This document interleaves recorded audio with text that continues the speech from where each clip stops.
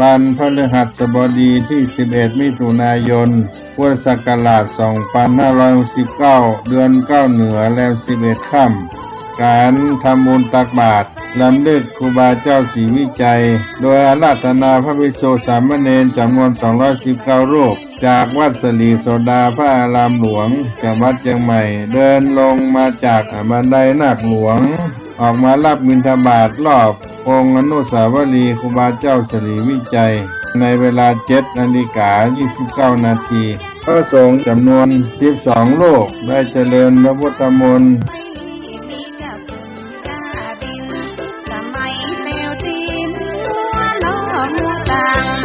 ถนนหนทางบ่ได้ลาดยางบาด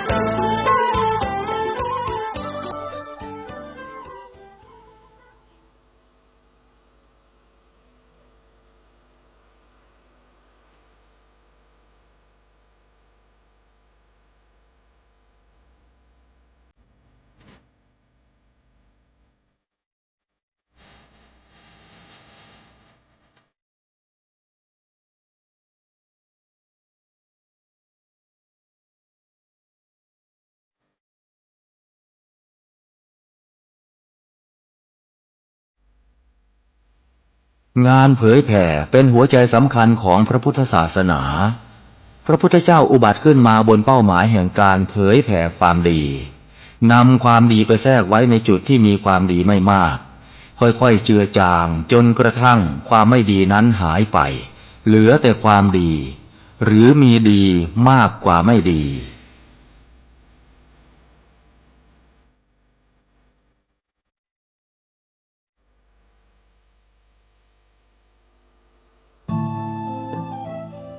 ท่านกำลังติดตามรับฟังสถานีวิทยุกระจายเสียงพระพุทธศาสนาแห่งชาติและสังคมคลื่นเพื่อการศึกษาพระพุทธศาสนาและวัฒนธรรมระบบ FM 104.5 เมกะเฮิรตซ์รายการต่อไปเป็นรายการคดีโลกคดีธรรมขอ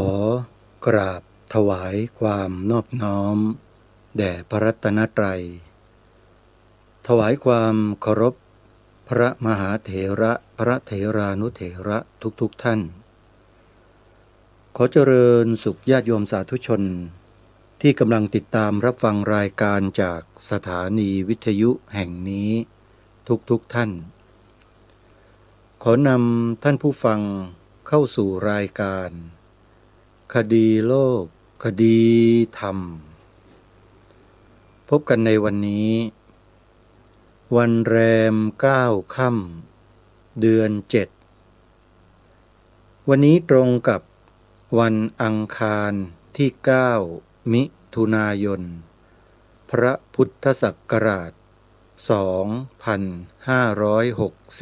2569รายการคดีโลกคดีธรรมมาพบกับสาธุชนเป็นประจำทุกวันทางสถานีวิทยุพระพุทธศาสนาแห่งชาติประจำจังหวัดต่างๆท่านสาธุชนสามารถติดตามรับฟังรายการนี้ได้2ช่องทาง 1. ทางโทรศัพท์มือถือ 2. ทางสถานีวิทยุภาคพื้นดินทางโทรศัพท์มือถือนั้นสามารถติดตามรับฟังได้2ช่องทางคือทางแอปพลิเคชันกับทาง YouTube เพียงแค่ท่านพิมพ์ชื่อคดีโลกคดีธรรมเข้าไปในระบบอินเทอร์เน็ตก็จะไปเซิร์ชค้นหารายการมาให้ท่านได้ฟังอย่างง่ายดายนี่คือระบบดิจิตอลที่มีการประมวลผลแม่นยำที่เราใช้กันมาโดยตลอดแต่ในอนาคตก็คือปัจจุบันนี้ต่อไปเนี่ยระบบที่เราเคยใช้มาเนี่ยจะล้าสมัยไปแล้วท่านผู้ฟัง อาตมาภาพก็ยังนึกไม่ออกเลยว่าที่มันล้าสมัยแล้วมีอะไรที่มันเหนือกว่าเนี่ยมันเป็นยังไงเห็นใครต่อใครก็พูดว่ามันเป็นยุค AI ยุค AI ตอนนี้กำลังทำการศึกษาเรียนรู้อยู่เรียนรู้ไม่ใช่เฉพาะในตำรับตำราหรือเรียนรู้ในหลักสูตรในโปรแกรมไม่ใช่แต่อาตมาภาพเนี่ยจะเรียนรู้ถึงพฤติกรรมของมนุษย์ที่ได้รับผลจากระบบ AI ว่ามีความแตกต่างจากสมัยอดีตมากน้อยเพียงใดหรือไม่ตรงนี้แหละที่ทำให้อาตมาภาพศึกษาเรียนรู้แล้วก็พยายามจะจับถึงผลลัพธ์ที่มันเกิดขึ้นจากการพัฒนาระบบต่างๆเหล่านี้ขึ้นมาเนี่ยพฤติกรรมมนุษย์ของเรานั้นมันเปลี่ยนแปลงไปมากน้อยเพียงใดหรือไม่อาตมาภาพไม่ได้สนใจหรอกว่าซอสมันจะมาในลักษณะใดก็ตามหรือฮาร์ดแวร์มันจะมีการพัฒนาไปในระดับใดก็ตามระดับควอนตัมระดับอะไรก็แล้วแต่อันนั้นไม่ใช่เรื่องสำคัญแต่เรื่องสำคัญที่สุดก็คือว่าผลลัพธ์ที่ได้จากการพัฒนาระบบเหล่านี้และมนุษยชาติในโลกได้รับผลอะไรเป็นผลที่พึงประสงค์ที่สามารถทำให้ชีวิตดีขึ้นไหมหรือชีวิตอับปางลงตรงนี้ต่างหากที่อาตมาภาพพยายามเฝ้าสังเกตดูและทุกวันนี้ก็เริ่มมองเห็นอะไรๆลางๆแล้วโยมมองเห็นลางๆทั้งทางที่ดีและทางที่ไม่ดีเราอย่าลืมนะว่าโลกของเราเนี่ยมันเป็นดาบสองคมระบบเทคโนโลยีที่พัฒนามาทันสมัยใหม่เอี่ยมหรือจะพัฒนาสูงไปเท่าไรก็ตามมันคือดาบสองคมถ้าใช้ถูกใช้เป็นก็เป็นคุณถ้าใช้ไม่ถูกใช้ไม่เป็นก็เป็นโทษมันอยู่ที่ใครล่ะตัวเราทุกคนเลยเราใช้เทคโนโลยีเหล่านี้ไปเพื่ออะไรทำไปเพื่อสิ่งใดนั่นคือสิ่งที่เราจะต้องคำนึงถึงให้มากคือการตั้งเป้าหมายของเราว่าเมื่อระบบเทคโนโลยีมันพัฒนาทันสมัยขึ้นอยู่ตลอดเวลาแล้วเราจะใช้ชีวิตท่ามกลางความทันสมัยเหล่านี้อยู่ได้อย่างไรและเราจะอยู่ได้ด้วยอะไรปัญหามันอยู่ตรงนี้แหละที่เราจะต้องหาคำตอบกันให้ได้ท่านผู้ฟังไม่ใช่ไปวิ่งหนีมันไม่ใช่ไปโอบกอดมันมาเป็นญาติไม่ใช่แต่จงใช้วิจารณญาณใช้ปัญญาใช้โยนิโสมนสิการพิจารณาให้รอบคอบตั้งแต่ต้นกลางแล้วก็สุดเหตุและผลต้องศึกษาและทำความรู้ความเข้าใจกับมันในเชิงประจักษ์ให้ได้เพราะไม่เช่นนั้นแล้วเราก็จะตกเป็นเครื่องมือของสิ่งเหล่านี้ไปจนตายเหมือนอย่างทุกวันนี้ในอดีตที่ผ่านมาก็ดีมนุษย์ในโลกใบนี้ล้วนแล้วแต่ตกอยู่ในอำนาจของเทคโนโลยีสมัยใหม่ในวิชาการต่างๆที่มีการพัฒนาขึ้นมาใหม่ๆแทบจะทั้งสิ้นเมื่อมนุษย์ตกอยู่ในอำนาจหรือถูกครอบงำด้วยระบบเหล่านี้และมนุษย์มีความศรัทธาและมีความเชื่อในสิ่งเหล่านี้เนี่ยมนุษย์ก็ต้องยอมรับว่ามนุษย์ตกอยู่ในการควบคุมของระบบเหล่านี้ทันทีเช่นมีการฝังชิป ลงไปในร่างกาย มีการฉายแสงลงไปในผิวหนัง มีการเก็บข้อมูลพื้นฐานของมนุษย์ลงสู่ระบบเทคโนโลยีสมัยใหม่ติดตามตัวได้ตลอด24ชั่วโมงอย่างเงี้ยถามว่ามนุษย์จะมีความอิสระตรงไหนล่ะเปล่าเลยมนุษย์ก็ต้องถูกควบคุมด้วยสิ่งเหล่านี้ตลอดไปท่านผู้ฟังทีนี้ที่ตั้งคำถามไปเมื่อสักครู่ว่ามนุษย์อย่างพวกเราเนี่ยจะอยู่อย่างไรในท่ามกลางเทคโนโลยีที่มันมีการพัฒนาไม่สิ้นสุดเหล่านี้เราจะอยู่กันได้อย่างไรอยู่กันได้ด้วยอะไรเราก็ต้องมาศึกษาและทำความเข้าใจให้มันชัดแจ้งอีกครั้งหนึ่งว่าปัจจัยเครื่องอาศัยสำหรับสิ่งมีชีวิตอย่างพวกเราที่เป็นมนุษย์ทั้งหลายเนี่ยมีอยู่แค่4ประการที่จำเป็นเท่านั้นคืออะไรบ้าง 1. เครื่องนุ่งห่ม 2. อาหาร 3. ที่อยู่อาศัยและ 4. ยารักษาโรค4อย่างเหล่านี้ท่านใช้เรียกชื่อว่าปัจจัย4นั่นเอง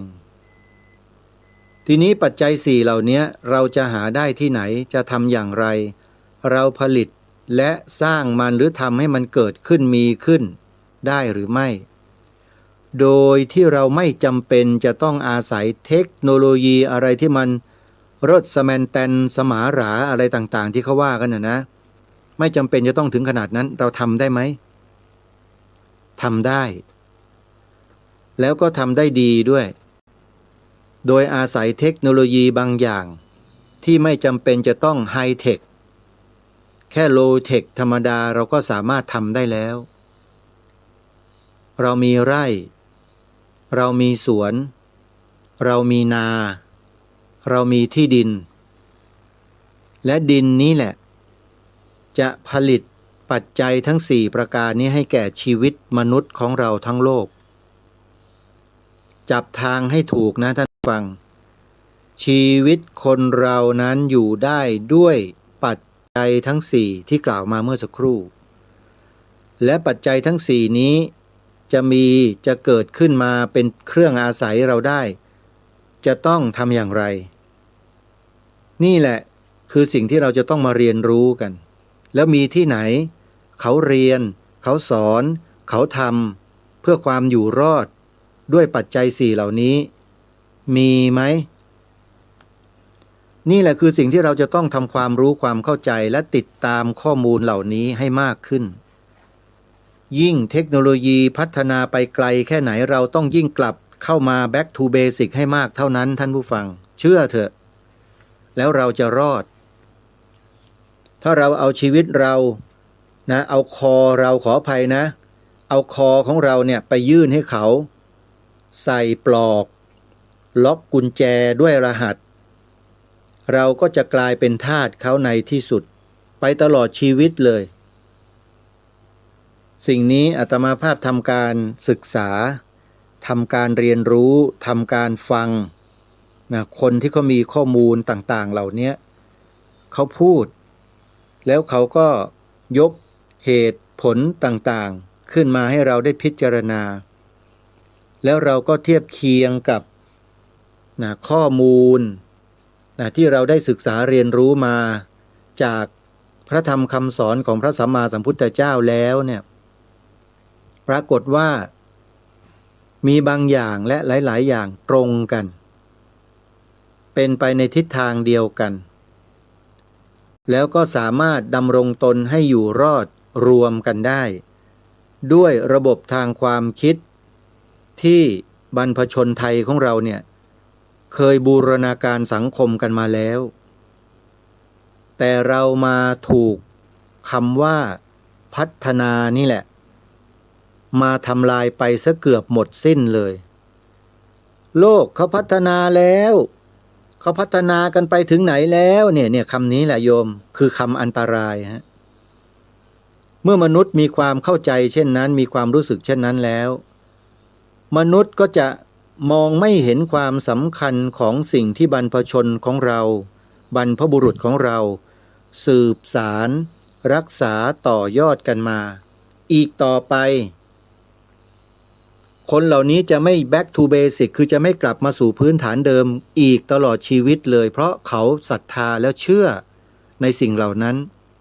ว่ามันจะเป็นที่พึ่งของเขาได้ตลอดชีวิตแต่จริงๆแล้วมันไม่ใช่อย่างนั้นเลยตัวอย่างมีให้เห็นอยู่เป็นประจำเลยโยมบริษัทเจ๊งธนาคารล้มฟองซิเออร์ระเบิดอะไรเงี้ยแล้วแต่เธอมันจมมันเสียมันเจ๊งมันเรียกว่าขาดทุนระบบมันพังเอาพูดง่ายๆถามว่าคนเหล่านั้นที่มีความเชื่อในสิ่งเหล่านี้แล้วคุณจะอยู่กับบริษัทเหล่านั้นได้อีกต่อไปไหมไม่มีใครเขาเอาคุณอยู่หรอกถึงแม้ว่าไม่มีใครเขาไล่คุณก็ต้องกลับบ้านเหมือนเดิมนี่แหละคือบั้นปลายของชีวิตหรือสุดท้ายของชีวิตคนเราที่เอาไปฝากไว้กับเทคโนโลยีกับสิ่งสมัยใหม่ที่ทันสมัยที่เราศรัทธากันนั่นน่ะเมื่อมันล้มละลายล้มเหลวชีวิตพวกเราเคยมีสิ่งเหล่านี้เป็นที่พึ่งเมื่อมันล้มแล้วเราจะยืนอยู่ได้เหรอไม่มีทางฮะล้มเหมือนกันแต่สิ่งที่บรรพชนเราได้ทำกันมานะสืบสารรักษาต่อยอดกันมาเนี่ยสิ่งเหล่านี้แหละคือความยั่งยืนอย่างถาวรเลยนั่นก็คือธรรมชาติสรุปด้วยคำเดียวนี้เลยว่าอยู่กับธรรมชาติอยู่กับธรรมชาติแต่ไม่ได้หมายความว่าจะให้ชีวิตเรากลับไปเป็นธรรมชาติเหมือนอย่างที่ผ่านมาแล้ว200 ล้านปีเป็นมนุษย์ยุคหินไม่ใช่นะครับมันไม่ใช่แล้วนะฮะแต่เราสามารถเขาเรียกว่าอนุวัตสิ่งเหล่านั้นน่ะเข้ามาอยู่ในระบบที่มันเป็นอยู่ในสังคมปัจจุบันเนี่ยได้ถ้าไม่ได้องค์พระบาทสมเด็จพระบรมชนกาธิเบศรมหาภูมิพลอดุลยเดชมหาราชบรมนาถบพิตรผู้ทรงพระคุณอันประเสริฐของพวกเราชาวไทยจะทรงคิดค้นทฤษฎีใหม่มาจ่ายแจกให้แก่พวกเราชาวไทยได้ถือปฏิบัติกันเพื่ออะไรแปลว่าสิ่งนั้นพระองค์ท่านทรงพิจารณาอย่างรอบคอบและดีที่สุดแล้วจึงทรงจัดตั้งเป็นโครงการตามแนวพระราชดำริทั้งหลายทั้งปวงเอาไว้ให้พวกเรานั่นแหละคืออนาคตของพวกเราคนไทยทั้งหลายเราจะยืนอยู่อย่างมีเกียรติและมีศักดิ์ศรีไม่ต้องไปยื่นคอให้ใครมาใส่ปอกคอขออภัยปอกคอให้กับเราปอกตัวนี้ไม่มีลอลิงนะโยมปอกคอไม่ต้องให้ใครมาใส่ให้เราอยู่อย่างธรรมชาติอยู่อย่างบรรพชนเราในอดีตที่เราอยู่แต่ไม่ได้หมายความว่าเราจะต้องไปเป็นอย่างบรรพชนเราเหมือนเดิมมันมีเทคโนโลยีที่พัฒนาขึ้นมาแล้วเราก็สามารถนำมันมาประยุกต์และมาใช้ให้มันเกิดประโยชน์รักษาสิ่งที่ดีงามเหล่านี้ไว้ได้อย่างโง่นะโยมเมื่อเขาสร้างมาเขาทำมาอำนวยความสะดวกไว้ให้เราแล้วเราก็เอามาใช้สิใช้เท่าที่ความจำเป็นที่เราจะใช้ได้เพื่ออะไรเพื่อสร้างปัจจัย4เป็นที่อาศัยแก่ชีวิตของเราตลอดไปได้เลยเห็นไหมเว้นเสียแต่ว่าไอ้พวกบ้าอำนาจทั้งหลายในโลกนะมันจะเอาระเบิดปรมาณูมาหย่อนใส่บ้านเราเนี่ยมันจะไม่เหลือกันนะนั่นแหละคือสิ่งที่เราวิตกกังวลกันอยู่มันจะเกิดปัญหาเกิดทุพพิกภัยเกิดวาตภัยเกิดภัยพิบัติเกิดอะไรต่อไม่อะไรมากมายจนพวกเราในโลกนี้อยู่กันอย่างระส่ำระสายนั่นแหละอาตมาภาพก็กลัวอย่างเดียวนั่นแหละเพราะมันมีอำนาจทำลายล้างที่กว้างไกลและยาวนานมาก ฮิโรชิมานางาซากิของประเทศญี่ปุ่นโดนไป2 ลูกต้องใช้ระยะเวลาหลาย10 ปีกว่าที่สารกัมมันตภาพรังสีมันจะสิ้นสลายหายไปจากพื้นที่ตรงนั้นเนี่ยหลาย10 ปีนะโยมแล้วก็ค่อยๆฟื้นตัวขึ้นมาพอฟื้นขึ้นมาก็กลายเป็นเทคโนโลยีเห็นไหมประเทศญี่ปุ่นแล้วประเทศญี่ปุ่นนะโยมคิดว่าเขาอยู่กันอย่างมีความสุขเหรอชีวิตไม่เคยมีเวลาที่เป็นอิสระเลยไม่มีจริงๆยกเว้นคุณปลดประจำการแล้วนั่นแหละแล้วคุณก็เหงาโลนลี่เนตอยู่ท่ามกลางหมู่แต่มีความทุกข์อย่างมากมายมหาศาลคือไม่มีการไปมาหาสู่พูดคุยปฏิสัมพันธ์กันต่างคนต่างอยู่นี่แหละคือสังคมที่เขาพัฒนาด้วยเทคโนโลยีมันจะเจอปัญหาแบบนี้ในบ้านปลายทั้งนั้นเลยพวกเราเนี่ยยังโชคดีนะที่เรายังมีองค์พ่อหลวงทรงเป็นต้นแบบแล้วเรานี่ก็เป็นพระสงฆ์นิกรของพระองค์ท่านอยู่ใกล้ชิดโครงการของพระองค์ท่านกันทั่วทั้งแผ่นดินทั้งประเทศแล้วเราก็มีสิทธิ์ที่จะน้อมนำแนวพระราชดำริเหล่านั้นเนี่ยมาใช้เพื่อพัฒนาคุณภาพชีวิตของเราได้ไม่ใช่แค่พัฒนาศักยภาพของร่างกายเท่านั้นนะ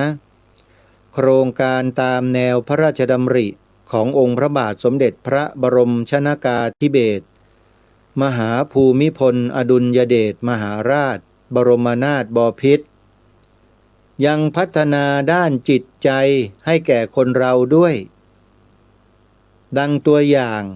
ที่เราได้ยินได้ฟังมีผู้มาบรรยายขยายความนำเนื้อหาแนวพระราชดำริมาเผยแพร่อย่างเป็นล่ำเป็นสันอยู่ในปัจจุบันนี้เขาได้บรรยายได้พูดอธิบายความเอาไว้ในที่ต่างๆชัดเจนคือแนวพระราชดำริของล้นเกล้ารัชกาลที่9พระองค์ท่านเนี่ยจะทรงมีการบรรจุสิ่งสำคัญลงไปในเนื้อหานั้นด้วยเป็นหลักด้วยนะนั่นก็คือหลักธรรมคำสอนของพระสัมมาสัมพุทธเจ้าโยมลองไปฟังอาจารย์ยักษ์บรรยายดูแต่ละช็อตดูก็ได้โดยเฉพาะที่ท่านพูดเรื่องเศรษฐกิจพอเพียงเนี่ยอาจารย์ยักษ์จะพูดเห็นภาพเลยชัดเจนเลยว่ามันต้องมีศีลธรรมต้องอย่างนี้ต้องเป็นจิตอาสาต้องกรุณาเมตตาธรรมะของพระพุทธเจ้าทั้งนั้นเลยลองฟังดูนะโยมพิมพ์ลงไปใน YouTube ชื่ออาจารย์ยักษ์เศรษฐกิจพอเพียงพิมพ์ใน YouTube เลยโยม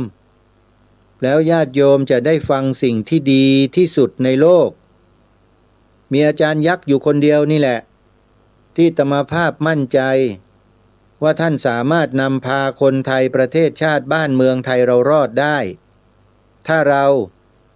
ร่วมด้วยช่วยกันทำอย่างที่ท่านแนะนำจริงอาตมาภาพที่พูดเนี่ยเพราะทำแล้วนะถ้าไม่ทำนี่จะไม่มาพูดหรอกปลูกป่าเอาไว้นั่นน่ะ10 กว่าไร่แล้วก็จะปลูกเพิ่มอีก10 ไร่แล้วถ้ามีที่ดินเพิ่มมีใครมาถวายติดกันเนี่ยอาตมาก็จะปลูกป่าเพิ่มไปเรื่อยๆโยมมีใครศรัทธาแรงกล้าที่จะพัฒนาพื้นดินให้เป็นถิ่นที่อุดมสมบูรณ์กับอาตมาไหมล่ะโยมมาซื้อที่ดินถวายอาตมาสิติดกันนะอย่าไปเอาที่อื่นขี้เกียจเดินทางไปติดกันเนี่ยนะเขาบอกขายกันอยู่เนี่ยราคาก็ไม่แพงมากด้วยโยมกล้าไหมล่ะถ้าโยมกล้าซื้อถวายอาตมาจะปลูกให้โยมดู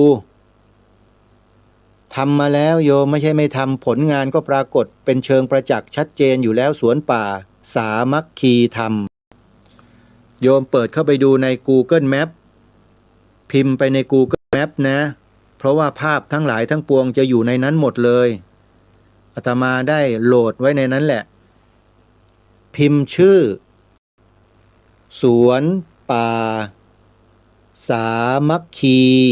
ธรรมชื่อง่ายๆและมันตรงกับชื่อหมู่บ้านที่อยู่ด้วยหมู่บ้านนี้ที่อาตมาเข้าไปปลูกป่าเนี่ยชื่อหมู่บ้านสามัคคีก็เลยตั้งชื่อสำนักชื่อว่าสวนป่าสามัคคีธรรม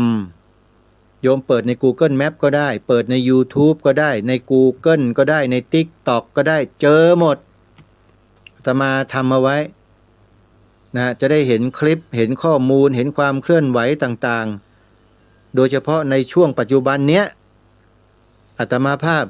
กำลังสร้างศาลาหลังเล็กๆหลังหนึ่งนะปัจจัยก็ยืมเข้ามาพูดง่ายๆเลยนะโยมนะ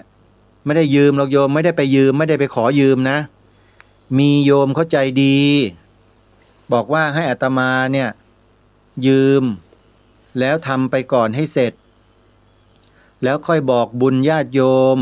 มาผ่อนชำระทีหลังโดยไม่มีดอกเบี้ยโยมลองคิดดูว่าอาตมภาพเนี่ยโชคดีแต่มีความโชคร้ายตามมาแค่ไหนโยมคือโชคดีมีคนช่วยเหลือไปก่อนแล้วก็ค่อยๆผ่อนชำระทีหลังนี่แหละเขาเรียกว่าความโชคดีที่มีความโชคร้ายพ่วงท้ายมาด้วยอะไรล่ะคือความโชคร้ายก็คือหนี้สินไงโยมก็เลยต้องบอกบุญกับญาติโยมตลอดเลยว่าช่วยอาตมานะโยมนะสร้างศาลาให้แล้วเสร็จบริจาคกันมาคนละเล็กคนละน้อยช่วยกันคนละไม้คนละมืออาตมาก็จะได้เบาอกเบาใจหน่อยโยมเอ้ยพระสงฆ์อย่างอาตมาเนี่ยไม่ใช่นักก่อสร้างนะโยมอาตมานี่เป็นนักพูดนักบรรยายนักวิเคราะห์เจาะสถานการณ์ต่างๆมาให้พวกเราได้ศึกษาเรียนรู้กันศึกษาเรียนรู้อย่างเดียวไม่พอก็รณรงค์ให้พวกเราเนี่ยร่วมด้วยช่วยกันปฏิบัติด้วยปฏิบัติให้ถูกให้ตรงเพื่อประโยชน์ส่วนรวมไอ้ส่วนตัวเนี่ยตัวใครก็ตัวใครนะโยมทำกันเองแต่มาไปจับมือเดินจงกรมนั่งสมาธิอะไรไม่ได้ครูบาอาจารย์รูปไหนก็ทำไม่ได้ทั้งนั้นแหละได้แต่แนะแนวทางให้เมื่อทุกคนได้ปฏิบัติจนเกิดอารมณ์ความรู้สึกหรือสภาวะที่มันเกิดขึ้นลึกๆในใจเนี่ยโยมจะมองเห็นเองแหละธรรมะมันอยู่ตรงนั้นน่ะไม่ได้อยู่อื่นใดหรอกไม่ต้องเพ่งใจออกไปข้างนอกใครที่เพ่งจิตเพ่งใจส่งใจไปที่นู่นที่นี่คนนั้นคนนี้อะไรต่างๆเนี่ยผิดทั้งนั้นแหละโยมที่ถูกคือมันต้องย้อนกลับมาดูข้างในเรานี่เพราะตาหูจมูกลิ้นกายใจเรามันรับอารมณ์ข้างนอกเข้ามาแล้วมันปรุงไปทางที่ดีบ้างปรุงไปในทางที่ไม่ดีบ้างพระพุทธเจ้าทรงให้กำหนดรู้กำหนดรู้ดูอาการเป็นไปของมันเกิดขึ้นตั้งอยู่แล้วดับไปเกิดขึ้นตั้งอยู่แล้วดับไปให้เห็นอนิจจังทุกขังอนัตตาจบเห็นแล้วจบนะจบนี่ในที่นี้คือไม่สงสัยเมื่อไม่สงสัยแล้วก็พัฒนาดวงปัญญานี้ให้สูงยิ่งขึ้นไปอีกศึกษาไปให้ถึงเหตุถึงปัจจัยต่างๆที่มันอิงอาศัยกันแล้วเกิดขึ้นแล้วเกิดขึ้นอีกเกิดขึ้นแล้วเกิดขึ้นอีกแล้วหาช่วงที่มันสามารถจะดับได้มันอยู่ช่วงไหนที่พูดถึงเนี่ยก็คือเรื่องของปฏิจจสมุปบาทนะโยมเห็นไหมวกเข้ามาที่นี่แล้วเห็นไหมปฏิจจสมุปบาทโยมไม่มีอะไรเลยในโลกใบนี้จักรวาลนี้สิ่งมีชีวิตทั้งหลายทั้งปวงเนี่ยคือปฏิจจสมุปบาททุกวันเนี้ยมันเป็นสายเกิดอยู่อวิชชาสังขารวิญญาณนามรูปสลายตนะผัสสะเวทนาตัณหาอุปาทานภพชาติชรามรณะโสกปริเทวทุกขโทมนัสสะอุปายาสะสัมภวันติเอวเมตัสสะเกวรัสสะทุกขขันธัสสะสมุทโยโหติ เกิดมาตามเหตุและตามปัจจัยแบบนี้ โดยมีอวิชชาเป็นต้นตอมีตัณหาเป็นตัวเสริมพลังลบนะไม่ใช่พลังบวกพลังลบแล้วก็ทำให้มนุษย์ในโลกเนี่ยคิดลบพูดลบทำลบกันตลอดเลยเห็นไหมถ้ากันมันไม่คิดลบกันมันจะไปส่งอาวุธไปยิงไปเข็นฆ่าไปทำลายล้างกันเพื่ออะไรแปลว่ามันคิดลบต่อกันมันจึงจะฆ่ากันเห็นไหมล่ะพระสัมมาสัมพุทธเจ้าของเราเนี่ยตรัสรู้ถึงสิ่งเหล่านี้ชัดเจนแล้วก็ตรัสสอนเหล่าบรรดาสาวกทั้งหลายของพระพุทธองค์เนี่ยให้ตัดวงจรปฏิจจสมุปบาทออกไปซะอย่าให้มันเกิดแล้วพระองค์ก็ตรัสสายดับเลยสิทีนี้ตรัสสายนิโรโธเลยเห็นไหมอวิชชายตเววะอวิชชายตเววะอสังอะไรนะสังฆนิโรโธสังฆนิโรธาเนี่ยไล่ไปเรื่อยเลยเพราะสังขารดับอวิชชาดับเพราะวิญญาณดับสังขารดับเพราะสลายตนะดับวิญญาณดับเนี่ยไล่ไปเรื่อยๆสายดับเห็นไหมเมื่อกี้นี้สายเกิดอวิชชาปัจจยาสังขาราสังขารปัจจยาวิญญาณังวิญญาณปัจจยานามรูปังนามรูปปัจจยาสลายตนังเป็นต้นไปเรื่อยไปจนถึงทุกขะโทมนัสสะอุปายาสะนั่นแหละศึกษาสิ่งเหล่านี้ให้ดีให้เข้าใจเถอะแล้วจะหายสงสัยทุกสิ่งทุกอย่างบรรดามีอยู่ในจักรวาลเนี่ยไม่ต้องไปสงสัยอีกแล้วเมื่อไม่สงสัยแล้วถ้าเราจะไปศึกษาเรียนรู้สิ่งเหล่านั้นเพิ่มเติมได้ไหมสบายมากจะเรียนรู้มนุษย์ต่างดาวโลกนั้นมนุษย์ต่างดาวสายพันธุ์โน้นมนุษย์ต่างดาวสายพันธุ์นี้ 3i Atlas คืออะไรทำไมถึงไปวิ่งวนอยู่ดวงอาทิตย์ตรงนั้นมันศึกษาได้หมดแหละแล้วศึกษาแบบคนที่มีความรู้มีปัญญาด้วยไม่ใช่ศึกษาแบบโลภหลงงมงายแล้วก็กลายเป็นอะไรดีอ่ะกลายเป็นคนที่ยึดติดใช้คำว่ายึดติดในสิ่งเหล่านั้นว่าเป็นสรณะเป็นที่พึ่งตัวเองไปไม่ได้อย่างนั้นถือว่ายังไม่ใช่ผู้รู้จริงถ้าผู้รู้จริงเขาจะไม่ยึดติดกับสิ่งที่ตนเองศึกษาฟังดูรู้เห็นจะไม่ยึดติดคำว่าไม่ยึดติดในที่นี้หมายความว่าไม่ให้มาเกาะเกี่ยวใจเราให้มันทุกข์ทรมานแต่จะใช้ปัญญานี่แหละค่อยๆพิจารณาหาวิธีการในการใช้สิ่งเหล่านี้แก้ปัญหาสิ่งเหล่านั้นให้มันถูกต้องให้เป็นไปตามทำนองคลองธรรมคนมีปัญญาเขาจะเป็นแบบนี้โยมไม่ใช่เฉื่อยแฉะเฉื่อยชาไม่เอาทานไม่เอาไหนเห็นอะไรได้ยินอะไรมาว่ามันจะไม่ดีมันจะทำลายชาติทำลายพระพุทธศาสนาทำลายสถาบันพระมหากษัตริย์ของเราก็ยังนั่งน้ำลายยืดเยอะๆอยู่ทำเป็นไม่รู้ไม่ชี้อย่างนี้เขาเรียกว่าไม่มีปัญญาโมหะหรือไม่ก็โลภะมันครอบงำอยู่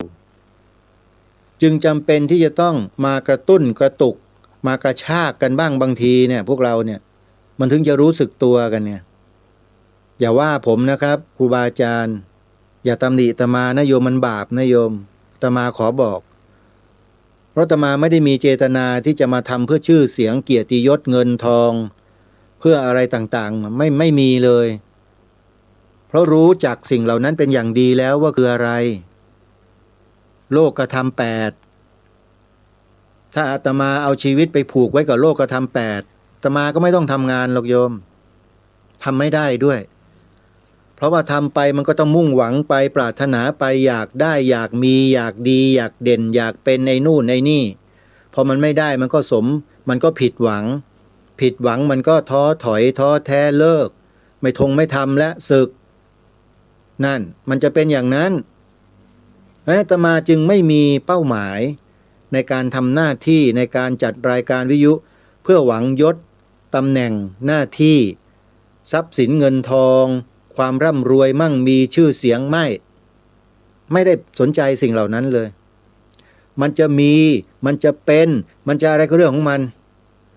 เราก็คือเรานี่แหละโยมเราก็ทำหน้าที่ของเราไปโยมลองพิจารณาดูนะสิ่งที่พูดมาเนี่ยอาตมาเป็นคนเช่นไรโยมก็พิจารณากันดูเอาเพราะฉะนั้นที่อาตมาภาพบอกบุญญาติโยมเรื่องการสร้างศาลาปฏิบัติธรรมก็ดีหรือจะซื้อที่ถวายเพื่อปลูกป่าเพิ่มเติมในที่ติดกันเนี่ยที่อาตมาอยู่ที่สวนป่าสามัคคีธรรมนี้ก็ดีอาตมาภาพไม่ได้ทำเพื่อตัวอาตมาเองคนเดียวแต่ทำเพื่อ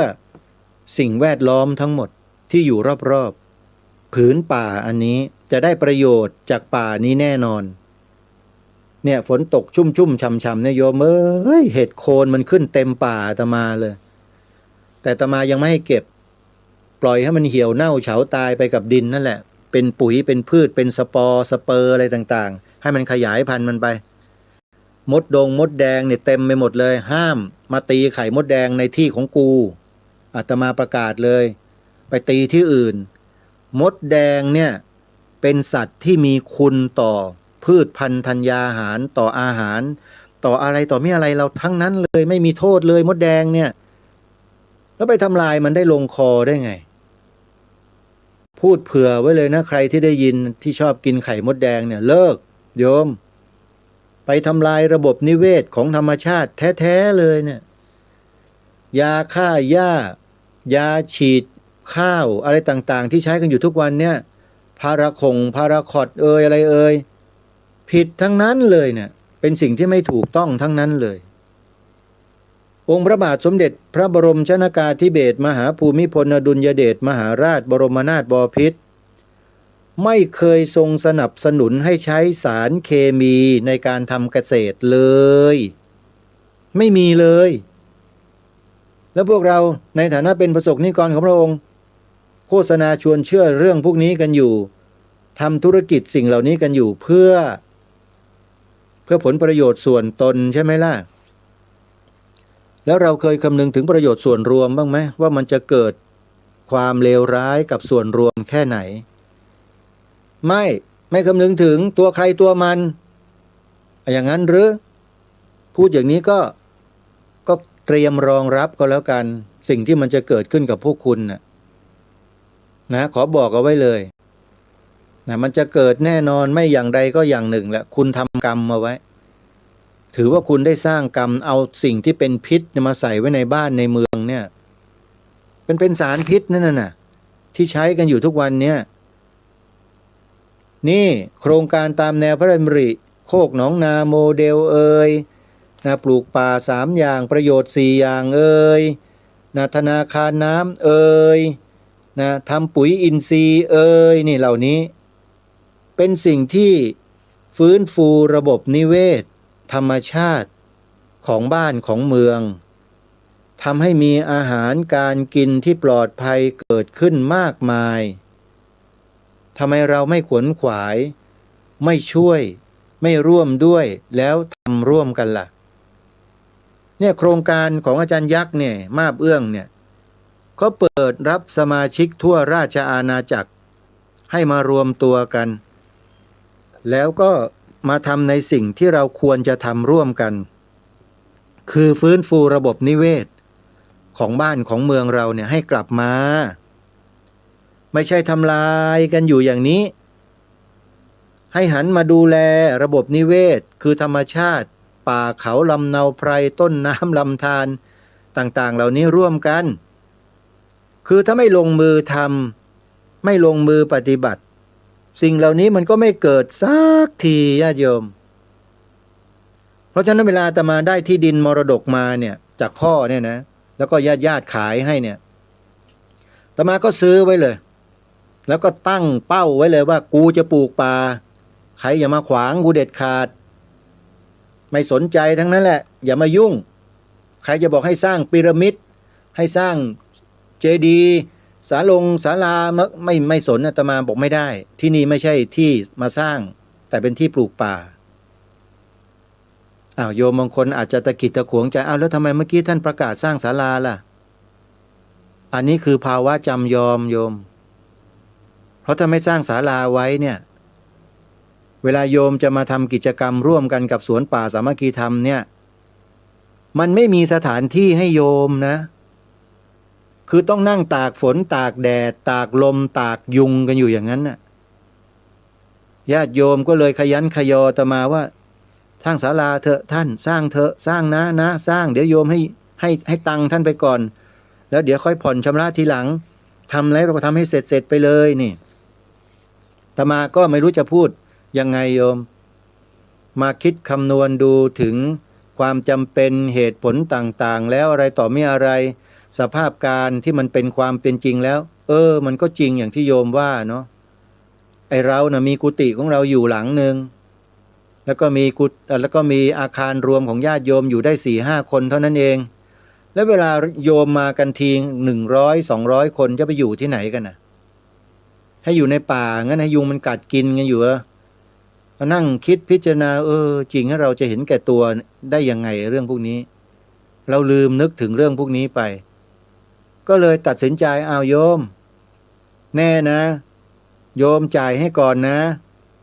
งั้นอาตมาก็สร้างก็ช่างรับเหมาก็มาเลยคนที่ไปเรียกช่างรับเหมาชุดนี้มาทำเนี่ยก็ตายไปซะแล้วโยมอารีเฮมรำญาติของโยมอารีเฮมรำที่ฟังรายการอยู่นะบุญกุศลใดที่สวนป่าสามัคคีธรรมได้สร้างได้ทำแล้วเกิดขึ้นทุกครั้งเนี่ยอาตมาภาพในฐานะเป็นเจ้าของขออุทิศบุญกุศลนี้ให้กับโยมอารีเหมรำหรือเฮมรำเนี่ยให้ได้รับบุญกุศลนั้นด้วยทุกครั้งขอให้ดวงวิญญาณของโยมอารีเฮมรำไม่ว่าจะสถิตอยู่ณภพภูมิใดก็ตามรับรู้รับทราบแล้วอนุโมทนาบุญทุกครั้งด้วยอาตมาจะอุทิศให้ทุกครั้ง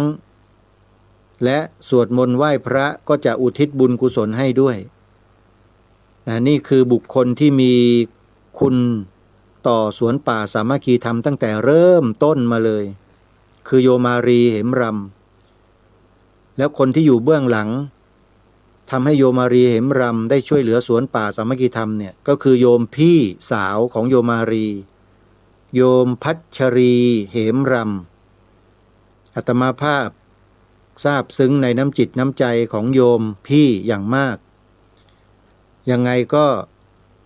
ศาลายังไม่เสร็จนะโยมพี่พัชรีนะถ้ามีกำลังพอที่จะช่วยกันได้บ้างก็ยินดีโยมพี่นะสืบสาร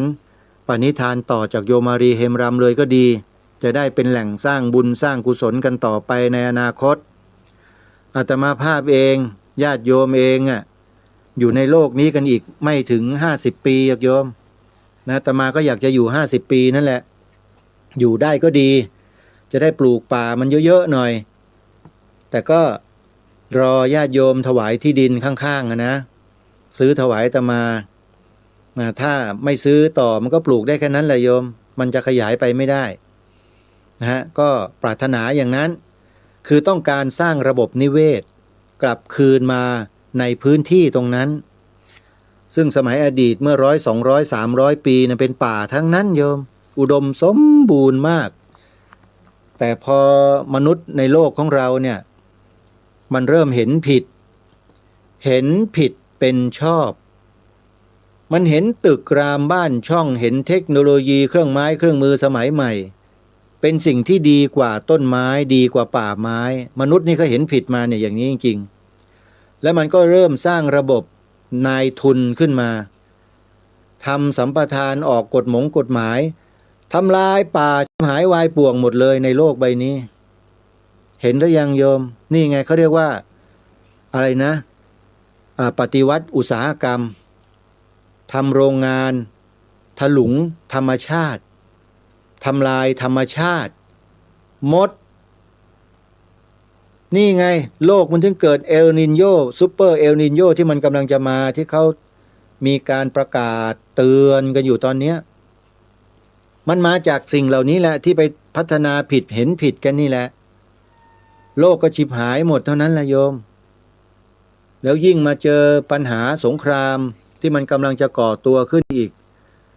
เอาเถอะญาติโยมยังไงก็ทำใจให้ดีแล้วกันไม่พ้นปีพระพุทธศักราช 2569 นี้แน่นอนสงครามใหญ่ระดับโลกที่ยิงขีปนาวุธติดหัวรบนิวเคลียร์มันจะบินว่อนข้ามหัวเราไปข้ามหัวเรามานี่แหละสาธุขออย่าให้เครื่องมันดับเลยแล้วมันจะได้ไม่ตกประเทศของเราโยมให้มันข้ามไปเถอะไปตกที่ไหนก็ไปยังไงก็ช่วยกันสวดมนต์ด้วยโดยเฉพาะสานุสิทธิ์ศิษย์วัดพระธรรมกายนี่ช่วยกันเป่าลูกระเบิดให้มันข้ามประเทศไปให้หมดเด้อเห็นว่ามีฤทธิ์มีทาอะไรต่างๆเพราะว่าใช้ได้ก็ช่วยกันโยมไม่ใช่ว่านะดีป้องกันประเทศชาติบ้านเมืองด้วยกันเนี่ยโยมถ้าเราคิดมองอะไรที่มันดีๆมันก็ดีได้แต่ถ้าสิ่งเหล่านั้นมันไม่ดีแล้วเราจะให้มองดีๆมองไม่ได้เราจะมามองไม่ได้โยมอะไรไม่ดีก็คือไม่ดีนั่นแหละเช่นการบิดเบือนความหมายสีขาวธงชาติเนี่ยเป็นสิ่งที่ไม่ดีไม่ถูกต้องแล้วจะให้อาตมาบอกว่าดีเหรอไม่มีทางหรอกมีแต่จะสับเท่านั้นแหละให้ขาดท่อนอย่างเดียวไอ้ความเห็นผิดนะไม่ได้สับอย่างอื่นโยมสับความเห็นผิดนะให้มันขาดท่อนไปเลยแล้วก็สับเป็นบาช่อเป็นโจ๊กเลยแล้วก็โยนให้อโลก้ามันกินเนี่ยพูดถึงอโลก้าเดี๋ยวไปไกลอีกอาตมานี่ได้สัมผัสรู้จักกับอโลก้าเนี่ยเยอะจริงๆเลยในเดือนมิถุนายนเนี่ยเพราะว่าได้เป็นตัวแทนของสมาคมผู้ทำคุณประโยชน์เพื่อพระพุทธศาสนาประเทศไทยไปคอยต้อนรับพระสงฆ์ Walk for Peace ที่เดินทางมาจากต่างประเทศที่สนามบินสุวรรณภูมิแล้วก็มาเจออโลก้าในวันที่2 มิถุนายนอาตมาก็ได้มีโอกาสได้ทำความรู้จักสัมผัสนะรูปศีรษะรูปเรียกรูปศีรษะรูปหัวแล้วกันโยมภาษาไทยดีกว่ารูปหัวจับตัวบีบจมูกเล่นอะไรต่างๆเนี่ยเขาก็ดีนะสุนัขตัวนี้ไม่ดุร้ายเลยใจดีใครมาก็ยิ้มให้ไม่ว่าจะเป็นใครก็ตามยกเว้นคนที่มาด้วยความไม่ปรารถนาดีอโลก้าจะรู้นะโยมเห่าเลยเห่ากันโชคเลยแล้วคนนั้นก็ไม่กล้าเข้าด้วยแปลว่าจิตใจไม่ดีเนี่ยแต่อาตมาภาพเนี่ยโอ้ยหันหน้าหันตามานั่นกันแบบสบายๆเลยเหมือนกับเป็นเพื่อนกันมานานอย่างนั้นอาตมาไม่ใช่หมานะโยมหมายถึงว่าพูดถึงอดีตเหมือนกับเป็นเพื่อนกันมาในอดีตอย่างนั้นแหละแต่ใครๆก็มีความเชื่อนะว่าสุนัขตัวนี้หรือหมาตัวเนี้ยอโลก้าเนี่ยตายจากภพเนี้ยโยมชาติหน้ามันเกิดเป็นคนแน่เลยใครจะตามไปดูไหมล่ะใครจะตามไปดูบ้างว่าไปไหนอโลก้าน่ะลองเข้าฌานดูนะโยมไม่ใช่ให้ตายตามนะเข้าฌานดูเอาเองเด้อว่าอโลก้าจะไปเกิดในท้องใครนะลุ้นกันหน่อยลุ้นต้องมีลุ้นด้วยเอาละญาติโยมเข้ามาสู่ช่วงท้ายของรายการแล้วนะอาตมาภาพเราได้แจ้งบอกกับญาติโยมไปแล้วเมื่อสักครู่ว่ากำลังสร้างศาลาปฏิบัติธรรมอยู่ยังไม่แล้วเสร็จเลยหลังคาก็ยังไม่ขึ้นฝนก็ตกโยมลองคิดดูแล้วกันว่าตัวอาคารเนี่ยเสาต่างๆเหล็กที่ผูกไว้เปลือยๆอยู่เนี่ยโดนน้ำฝนโดนอะไรต่างๆมันจะเป็นยังไงโยมลองคิดดูมันก็ผุก็กร่อนไปตามกาลเวลาถ้าอาตมาไม่เร่งสร้างให้แล้วเสร็จมันก็จะทำให้เสียหายได้และถ้าจะสร้างเสร็จได้ก็ไม่ใช่ที่อาตมานะโยมอยู่ที่ญาติโยมนั่นแหละจะต้องช่วยกันบริจาคคนละไม้คนละมือแล้วก็ทำให้ศาลาหลังนี้แล้วเสร็จพอเสร็จแล้วญาติโยมก็ไปช่วยกันใช้ด้วยมีกิจกรรมอะไรก็ไปรวมกันที่ศาลาพักผ่อนนอนหลับกันอยู่ในศาลานั่นแหละอาตมาทำไว้ให้ญาติโยมอาตมาไม่ได้ไปนอนไปอยู่หรอกศาลากุฏิอาตมามีอยู่แต่ทำไว้ให้ญาติโยมทั้งนั้นแหละเพราะญาติโยมที่บริจาคเข้ามาต้องขออนุโมทนาบุญด้วยนะโยมนะในที่นี้ถ้าพูดถึง 100% ที่โยมบริจาคมานะค่าใช้จ่ายเนี่ย โยมบริจาคกันมาเพียงแค่ 20%โดยประมาณเท่านั้นเอง 20% โยมยังขาดอีก 80%จึงจะหมดหนี้นะโยมนะก็ขอฝากช่วยพิจารณากันด้วยศาลาหลังนี้ใช้งบประมาณนะประมาณ2 ล้านเศษ2 ล้านนิดอันนี้คือถือว่าประเมินไว้ราคาที่สูงมากนะฮะสูงแล้วนะประมาณ2 ล้านนิดตอนนี้ก็ญาติโยมก็บริจาคปัจจัยกันมาพอที่จะให้ดำเนินการไปได้นะทีละนิดทีละหน่อยไปเรื่อยๆแต่มาว่าก่อนจะเสร็จนี่สงสัยนะฝนก็คงจะทำลายตัวอาคารตัวเสาที่ตั้งขึ้นมานี้ไม่น้อยเลยทีเดียวเพราะนั้นใครที่ต้องการจะให้แล้วเสร็จไวๆก็ติดต่อมาที่อาตมานะโยมนะหรือจะโอนปัจจัยมาทำบุญได้เลยจดเบอร์บัญชีไว้เด้อธนาคารที่จะโอนมาก็คือไทยพาณิชย์ธนาคารไทยพาณิชย์หมายเลขบัญชี114-214-9897อีกครั้งนะธนาคารไทยพาณิชย์หมายเลขบัญชี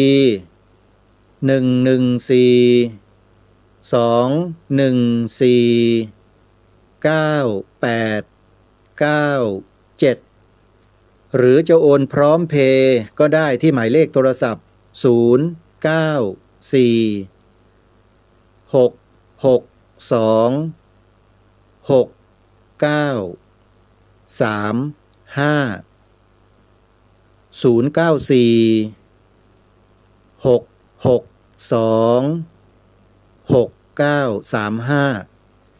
เอาละท่านสาธุชนวันนี้เวลาของรายการหมดแล้วไว้พบกับรายการได้ใหม่ในวันต่อไปนะโยมนะขอความสุขความสวัสดีในธรรมแห่งองค์สมเด็จพระบรมศาสดาสัมมาสัมพุทธเจ้าจงปรากฏเกิดมีขึ้นในจิตใจของท่านผู้ฟังทุกท่านทุกคนเทินขอเจริญพร ที่จบไปแล้วนั้นเป็นรายการคดีโลกคดีธรรมดำเนินรายการโดยพระครู